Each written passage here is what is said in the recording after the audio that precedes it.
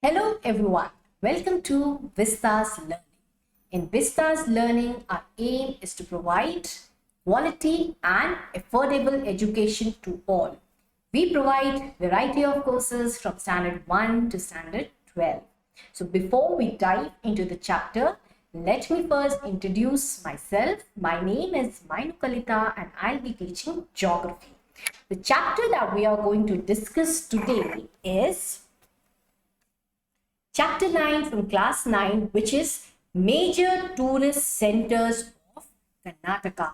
So, we're going to discuss how tourism in Karnataka has shaped Karnataka as a place. So, it is there on your slide what it is written. See a country, read a book. So, what it tells you, if you want to know about various things, if you want to gain knowledge about your surrounding, what you need to do is see a country. Here from country, it doesn't just mean a country as a nation like India or USA or Canada, but what it means in general is that see a place, go and visit, go out, explore, visit different places and read a book. So if you do these two things in your life, children, what you will have, you will gain a lot of knowledge. And when you gain knowledge, what happens?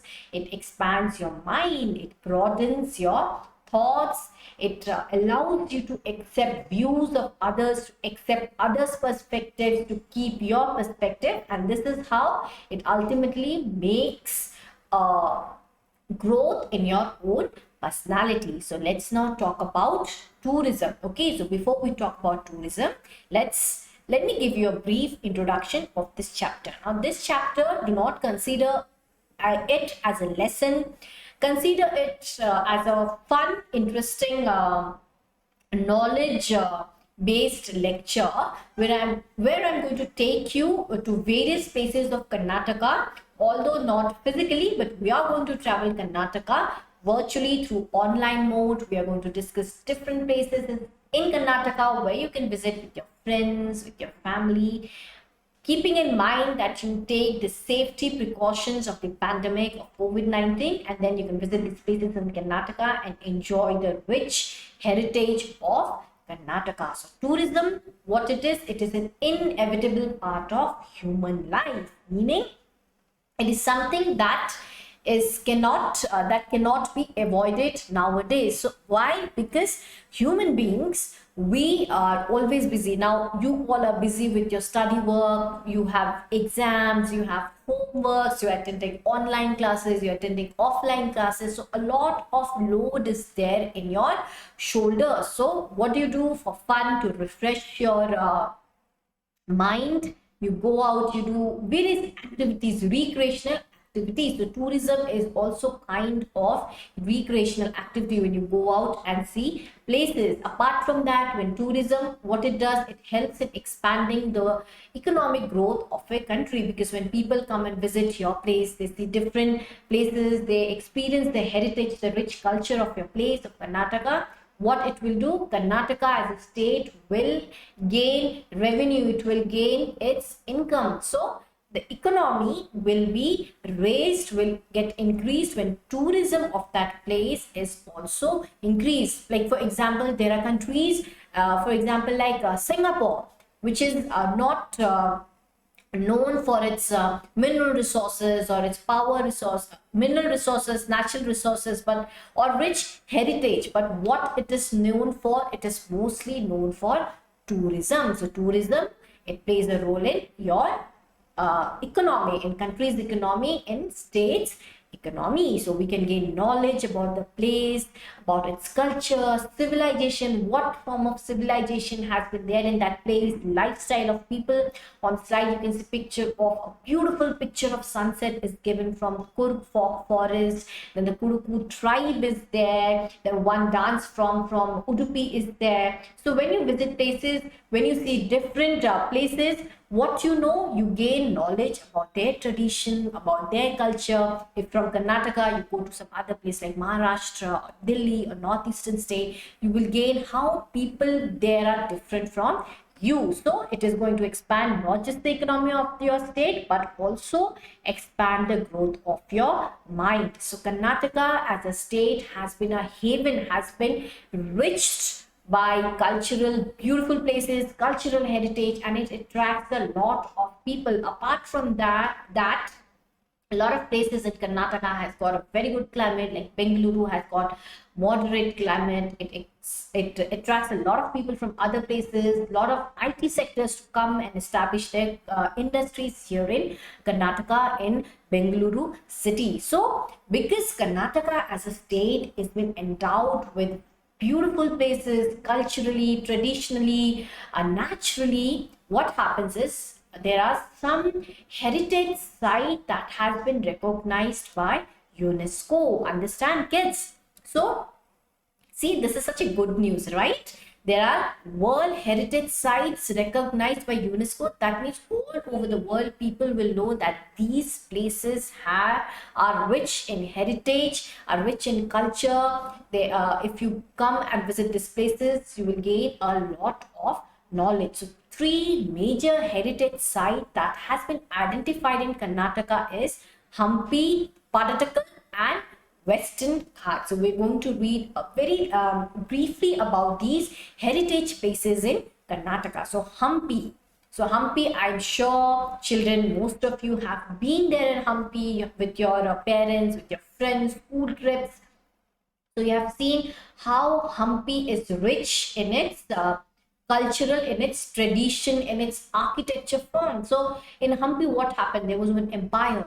I'm sure you have read in your history lessons that the Vijayanagara Empire, which was one of the largest empire ruling in Karnataka, it was ruling over the Hampi rich region, and Vijayanagara Empire, the kings there have built a lot of architectural places, temples in Hampi region. So Hampi is recognized as an austere grandiose site, meaning it is simple yet it is very, very beautiful. It is very great. Okay. Next is Padadakal. So Padadakal is a place in district of Bagalkot. So what is the significance of this place and why it has been recognized as a World Heritage Site? Because this place, Padadakal, is a harmonious blend of both northern and southern tradition or culture. So it is an illustration of eclectic art at its height. Eclectic meaning diverse form of art. The art or the tradition, the culture, the paintings in this region have mixture of both North and South India. You will find stories from inscriptions from Ramayana, Mahabharata, then stories from Jain stories are there, Jain monuments or buildings, form of architectures are there. So Paradakal is blessed with both northern style and southern style. Moving forward, in the map of Karnataka, you can locate it in your exams. They might ask you to identify or locate the three most important World Heritage Site in Karnataka. So where is Hampi? We have read that Hampi is in the district of Vijayanagara. Where it is located in the central eastern portion of Karnataka, nearby Ballari. Vijayanagara Empire is found. Then Bagalkot, Paradakal, where it is in the northern side of Karnataka. And Western Ghats, we have already read about Western Ghats and some other classes where it is situated. It is sandwiched between the western coast and the Deccan Plateau. And Western Ghats has been recognized as one of the 8 biodiversity hotspot in the world, meaning it has a rich fauna and flora diversity. In fact, UNESCO sometimes it has been also identified as the Great Escarpment of India. The climate there is favorable for wildlife, for vegetation, for plantation. Climate is good, rainfall is good, and therefore it is biodiversity hot spot, meaning it attracts a lot of it is rich in its flora and fauna, animals and plants, birds, and it also attracts a lot of migratory birds. So all of this has made Karnataka very much rich in tourism and Karnataka has in fact won the best tourism management in the year 1996 and 1997. So this is a good news for all of us, right? So now we have to work more in progress relating to tourism in Karnataka, because a long way back we won this best tourism management. So the government, the people have to work now more towards tourism for the growth of the state as well as the growth of the people. So tourism policies, to expand the tourism policies, the government of Karnataka has taken a lot of steps. They have implemented a lot of policies, and such policies, what it do is, these policies, they give an opportunity. They are going to encourage the local communities or some companies, local based companies, in reference to tourism, so that the local communities can participate in expanding the tourism factor in the state. So one new policy that was introduced was the Karnataka tourism policy, which was a 5-year policy from 2020 to 2025. So this was a new tourism policy introduced by the government of Karnataka to expand its tourism. All right, kids, but the main tourism policy that we are going to discuss in your chapter is that the Karnataka State Tourism Development Corporation, established in the year of 1974. So I don't know how many of you have traveled, visited, or taken this policy, have taken this KSTDC requirements that they provide, the facilities that KSTDC is providing to expand tourism in Karnataka. So what it is doing, it provides tourists with basic requirements. If somebody from other places coming and staying in Karnataka, you can visit this website KSTDC, you can learn about Karnataka, then they will guide you to different places in Karnataka, and they will provide you places to stay, tourist homes, lodges, restaurants are there to attract more of tourism. Even you can go and search their website.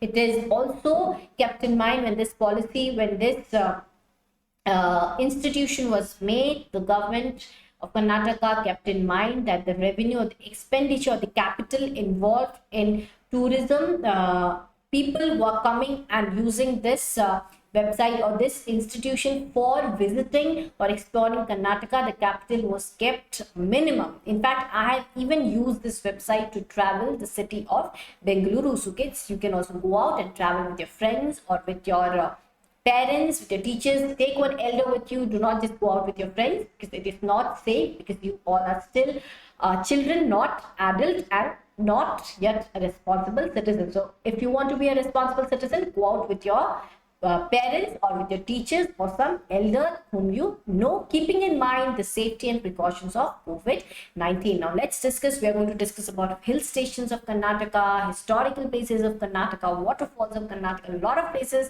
we are going to explore today. So come, please join with me. Let's explore Karnataka today virtually, right? Hill stations of Karnataka. So there are a lot of hill stations present in Karnataka. Why? Because the Western Ghats are present in Karnataka. The Western Ghats consist of parallel continuous mountains. So these mountains, so what happened? Hill stations, they attract a lot of tourists because the climate there is cooler in comparison to the other place. Although the terrain is not very favorable to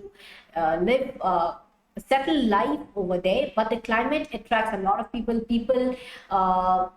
In the city life, they are busy with their work daily, they are going to office, people are reading, studying in your school, so it creates a lot of havoc in your mind. So you want to go out, have some relaxing time, spend a time with some nature. So that's the reason why hill stations are present, which attracts a lot of tourists. So major hill stations that are present in Karnataka is that of Kudremukh Hill Station in Chikmagaluru district. So in the previous slides, I have already given a map of Karnataka. So for your homework, you can locate all these major tourist places in Karnataka. If you know the map of Karnataka, know the districts where everything is situated, you can in fact connect the dots where these tourist places are present. So Chikmagaluru is a famous tourist place in fact, and there Kudremukh Hill Station is present. Kudremukh is also rich in flora and fauna. We have read in earlier classes also, and a lot of mining activities are also done in Kudremukh, which however now has been stopped. So Kudremukh has dense forests, many hillocks, coffee estates, waterfalls, making it a very attractive place for the tourists to go. Second is Nandi Hills Station. I know many of you who are staying in Bengaluru are already aware of how Nandi Hills is very popular among different people, not just from Karnataka, but people who are coming out of Karnataka, out from Karnataka, from other states of Karnataka. They come, and the first place they want to go and explore is the Nandi Hills. So Nandi Hill Station, where it is present in the district of Chikbalapur. Now this district lies very much closer to Bengaluru. So people from Bengaluru who are involved in the IT sector, they can easily go and visit the Nandi Hills. So let's just discuss a little more about Nandi Hills. It is about 1492 meters above the sea level. So the height is quite more. It is in a height, it is in the hills. That's the why the climate there is very favorable. It is cooler, and the pressure there is also very low because it is at the height from the sea level. It is closer to Bengaluru and attracts a lot of tourists. In fact, even Mahatma Gandhi, he also came to Chikmagaluru and he visited, Chikkabalapuru, and he visited Nandi Hills. He saw that what a great place Nandi Hills are. It is endowed with the nature beauty, beautiful sunsets you will explore. People actually go in the Nandi Hills to experience the sunrise and sunsets. So when Gandhiji visited Nandi Hill, he wanted to improve his health. He wanted to stay close to the nature. So he came and visited Nandi Hills, and in memory of Gandhiji, Gandhi Bhavan has been constructed in Nandi Hills. Apart from that, there are various other hill stations in Karnataka. So some of them has been listed on the slide. I'm just going to read it out for you guys once, but for your reference, go out next time. But do not pressurize your parents to go out to these places. Later also, you can explore.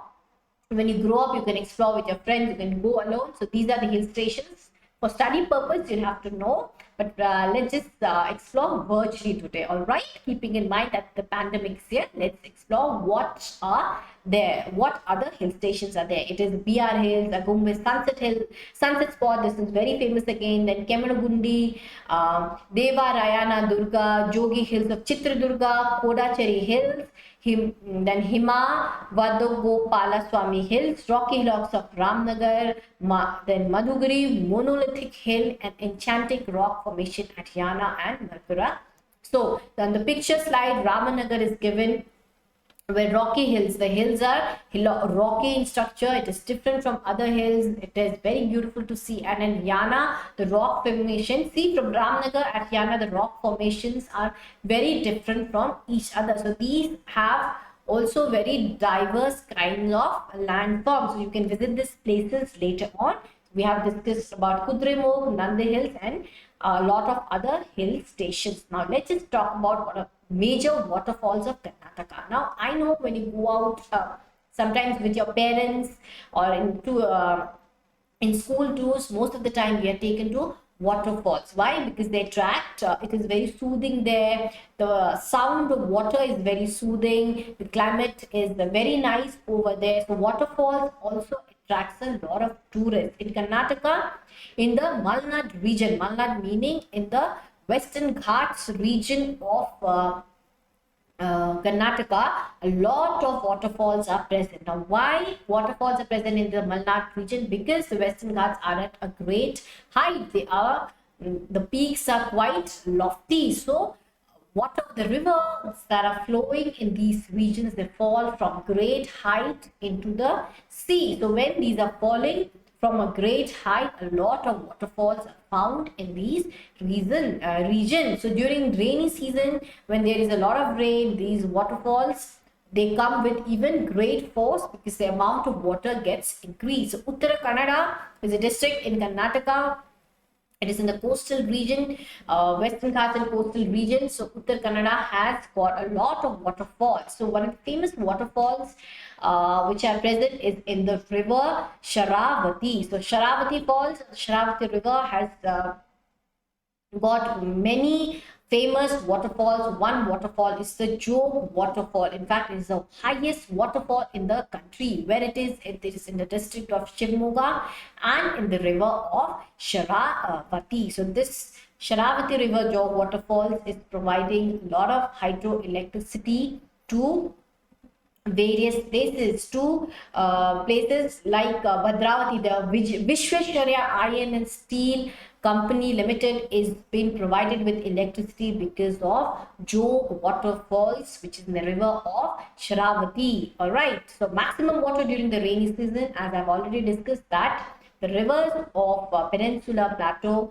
Peninsula India are seasonal. They are dependent on the rain. So during rainy seasons, the waterfalls, they fall with a great speed from the height, and this creates a beautiful scenic beauty in the area. Second, the other waterfalls that we're going to talk about is about the Shivavana Samudra Falls. So where it is in the river Kaveri in the district of Mandya. So this waterfall is famous because it consists of twin waterfalls. Together there are two waterfalls falling in this region, which is Gaganachukki and Bharatchukki waterfall, twin waterfalls in Shivavana Samudra Falls. Now this falls in fact had, because the water is flowing from great height, dams are built in this region, hydroelectric power plants are built in this region to generate electricity. Shivavana Samudra was in fact providing electricity to KGF Kola Goldfields and also to the city of Bengaluru. In fact, the first hydropower that was built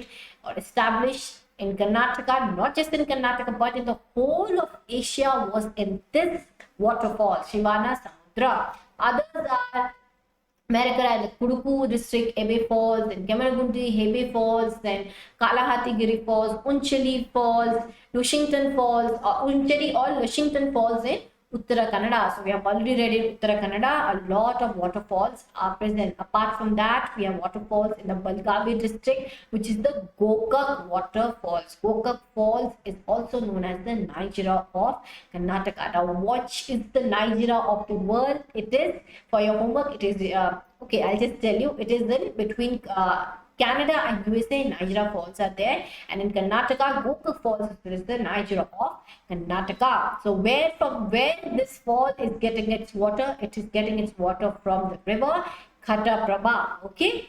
So apart from that, one more famous waterfall is there in Karnataka, which is the Mysore Falls.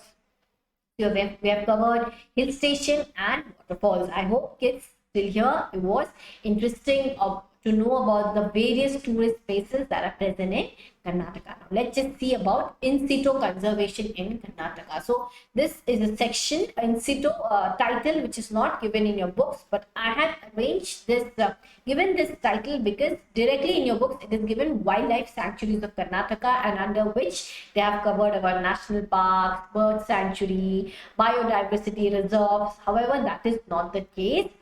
Under the section of in situ conservation, these are the like wildlife sanctuary, bird sanctuary, national parks will come under. In situ conservation meaning, I'll give you just a brief description.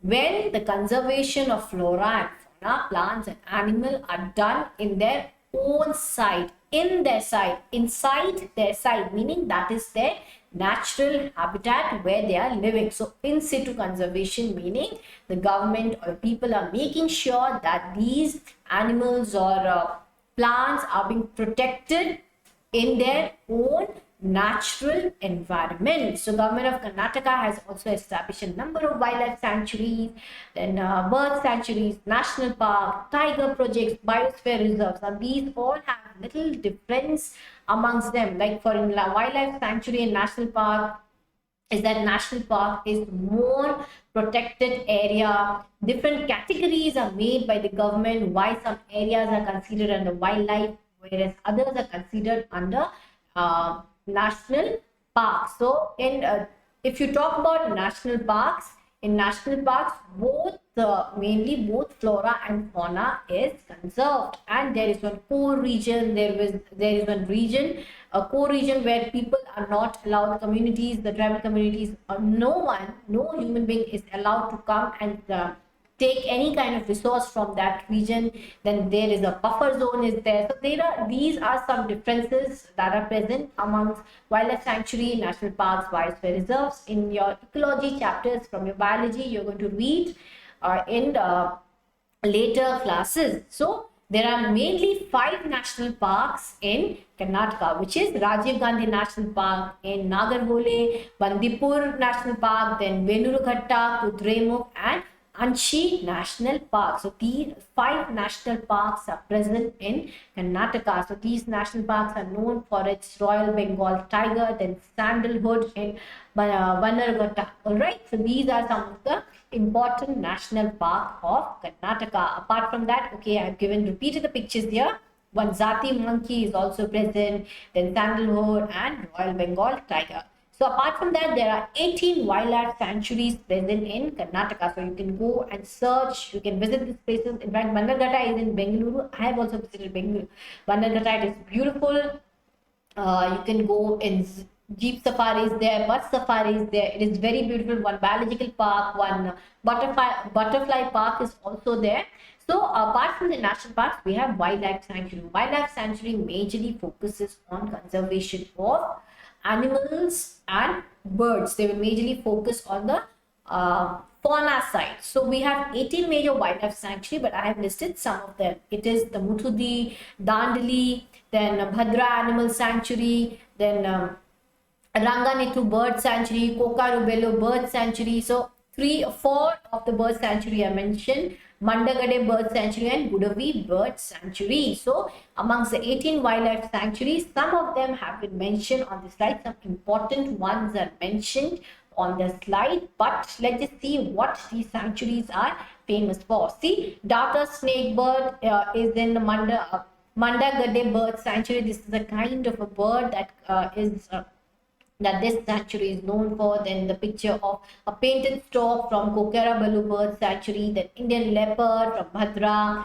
then crimson rose butterfly in Bhadra Sanctuary, then Malabar giant squirrel in Dandeli. So these are some of the picture for your reference. What kind of fauna or insect and bird diversity are found in the wildlife sanctuary of Karnataka. So I hope this was fun, because see the pictures, all of these are so different from each other. They are different color. So when you go out and see with your own eyes, it is beautiful to see. It is in fact very, very beautiful. You will enjoy it. You will gain knowledge. You can tell to your friends how fun it was to visit these places, wildlife sanctuary. Now, apart from the hill station, wildlife sanctuaries, then we talked about what else, waterfalls. There are also beaches in Karnataka, because a part of Karnataka lies near the Arabian Seas. A lot of beaches are there. Om Beach, Ulal, Murdeshwara, Marathavate, Malpe, then Natrani Islands in Uttar Kannada, which is also known as Pigeon Island. This island is heart-shaped, it is small. St. Mary Island near Udupi, which is known as the Coconut Island, where famous pillar rock-type formations are found, and Devgade, where scuba diving activities are done, and Kurmagat Islands at Karwar. So these are some of the famous beaches of Karnataka which you can visit. All right. Now let's talk about historical places in Karnataka. So we know in Karnataka has been rich in culture and heritage. Lot of dynasties have ruled over Karnataka, and they have built a lot of architecture in Karnataka. They have brought in a lot of literature, art, music has been brought. But we are going to only discuss about architecture forms which you can go and visit. See, here over on the picture is the picture of Gol Gumbaz, which is in the district of Bijapur. So let's move forward. So yes, before we talk about the historical places of Karnataka, different historical places, a brief introduction is given. So different empires like the Kadambas, Hoysalas, Chalukyas ruled over Karnataka. So Vijayanagara was one of the major empire. Here on the next slide, you can see Vijayanagara is one of the major empire that was present in Karnataka, which ruled over the southernmost point of Karnataka. Then there was what else? Kadambas ruled over Maharashtra portion to little bit of Karnataka, Maharashtra portion. Then there was Hoysalas to again Maharashtra and Karnataka portion. Then Chalukyas, these were some of the major empires. In fact, in the time of Chalukyas, the age was known as the golden age of Karnataka because a lot of architecture, art, culture, Karnataka got very rich in culture and tradition. So these empires have built in a lot of places in Karnataka like Hampi, Belur, Helibut, Somanatapur, Badami. A picture of Badami cave temple is given on the slide. So Badami, Patadakal, which I have already described in the earlier slides about Karnataka, that it is one of the World Heritage Site identified by UNESCO. Why? Because amalgamation of both North and South India is seen here. Then Ahihole, Gold Gumbas of Bijapur, Lakhundi, Banvasi, Basarudu, Baligave, Mysuru, and Sri Rangapatna. So these are some of the historical places in Karnataka. So places of pilgrimage meaning where you go and worship. These are places of gods and goddesses. This where you go and worship of God, think about God. So the places of pilgrimage where people go and they stay and they think about God is present in Karnataka. A lot of places of pilgrimage is present. It is present in Dharmasthala. I'm sure most of you have visited these places because Karnataka as a state is very culturally rich, and people are in fact very proud. Everyone in Karnataka is very proud of its culture, its tradition. They believe in God and lots of goddesses. We have our own goddesses or gods in our houses, right? So Dharmasthala, Udupi, Srinigari, Parnadu, Kulur, Gokarna, Ulvi, Sirsi is very popular. Then Shivavana, Belagola, and Kundala Sangama. These are some places of pilgrimage. See on the picture, you can see Sri Marikamba Temple in Sirsi, which is also very popular. Then other places are Melikutu, then Adi Chunchunagiri, Karkala. So all of these are listed on the slide. You can go and visit. See one picture of Saint Philomena Church in Mysuru is given. Then Bande Nawaz Dargah of Kalaburgi district, Gulbarga district, it is given. Then on the picture, on the background is the picture of Ibrahim Roza of Vijaypura, so in Bijapur district. So in Bijapur, what happens? Nandi Shah had come, so Nandi Shah dynasty was there ruling over there. So because of this, a lot of amalgamation of different architecture from India, from Indian style to Persian style to northern style, a lot of different kind of architecture found in Karnataka. So apart from the places of pilgrimage, there are a lot of forts that are also present in Karnataka. Fort of Bidar, which was built by Sultan Ahmad Shah first, who was from the Bahmanid dynasty. He built the fort of Bidar. Then Bijapur, also there you will find Fort, Kalburgi, Hampi, Keladi, Chitradurga, Madhuguri, Nandi Hills, then Pavagada, Manjrabad. See, there's also a picture of Kalburgi Fort, which was built by the Bahmani dynasties. These were all Muslim dynasties which were ruling in the state of Karnataka, and they have also endowed Karnataka with their rich culture, with their rich tradition, and a lot of architectural monuments in Karnataka. Apart from them, we have some other architectural form also. See a picture of fort of Bahadur Gadha is given over on the slide. This is the entrance of the site, and on the background you can see the famous chariot from Hampi. So these are some of the famous spots of Karnataka. So apart from that, we know Bengaluru also attracts a lot of tourists. Why? Because of its climate. Also, a lot of tourist place in Karnataka is present, which is built in Bengaluru. Like for example, Lal Bagh is there, which is a botanical garden. You can go and visit Lal Bagh. A lot of trees are there, names are written there. It is very beautiful if you go and go for walking with your parents. Then Vidhana Sudha is a newly built architecture form in Bengaluru, which attracts a lot of people here. Then Kaban Park is there, which attracts a lot of youngsters. Then let's talk about Mysuru. Apart from Bengaluru, Mysuru also plays a role in attracting a lot of tourists. Why? Mysuru is known as the city of palaces. So why? There is the Mysore Palace of Vadiya dynasty is present in Mysuru, which attracts a lot of tourists, not just from Karnataka, not just within Karnataka, but from all all over the world, from outside India, from within India.